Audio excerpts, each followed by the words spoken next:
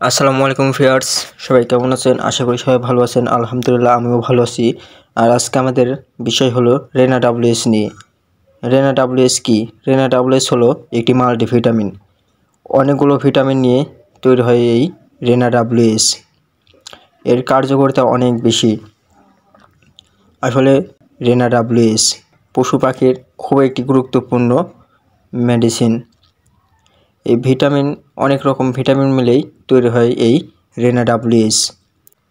যেমন রেনা ডাব্লিউএসে আছে ভিটামিন এ, ভিটামিন ডি3, ভিটামিন ই, ভিটামিন বি1, ভিটামিন বি2, ভিটামিন বি6, ভিটামিন বি12, ভিটামিন সি, ভিটামিন কে3, নিকোটিনামাইড, প্যান্থোথেনিক অ্যাসিড, ডিবায়োটিক, ফলিক অ্যাসিড, এগুলো সব মিলেই তৈরি হয়েছে রেনা ডাব্লিউএস। এই রেনা ডাব্লিউএস এর ব্যবহার যখন অত্যাধিক গরম অথবা শীত থাকবে তখন এই রেনা ডাব্লিউএস খাওয়াতে পারেন, অথবা এক জায়গা থেকে আরেক জায়গায় যখন পাখিকে নিয়ে যাবেন তখন এই রেনা ডাব্লিউএস খাওয়াতে পারেন। ঠোঁট কাটার সময় খাওয়াতে পারেন। যখন কৃমিনাশক প্রয়োগ করবেন তখন এই রেনা ডাব্লিউএস খাওয়াতে পারেন। অথবা এছাড়া অন্যান্য সংক্রামক রোগের চিকিৎসা চলাকালীন বা চিকিৎসা শেষ এবং ফার্মে একদিন বয়সের বাচ্চা আনার পর এই রেনা ডাব্লিউএস খাওয়াতে পারেন। এর চেয়েও ভালো হয় যদি মাসে 4 থেকে 5 বার এই রেনা ডাব্লিউএস কোর্স করাতে পারেন।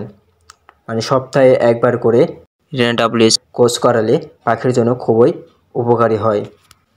কোয়েল পাখির জন্য এই রেনা ডাব্লিউএস খাওয়ানোর নিয়ম হলো প্রতি 2 লিটার পানিতে 1 গ্রাম করে দিতে হবে।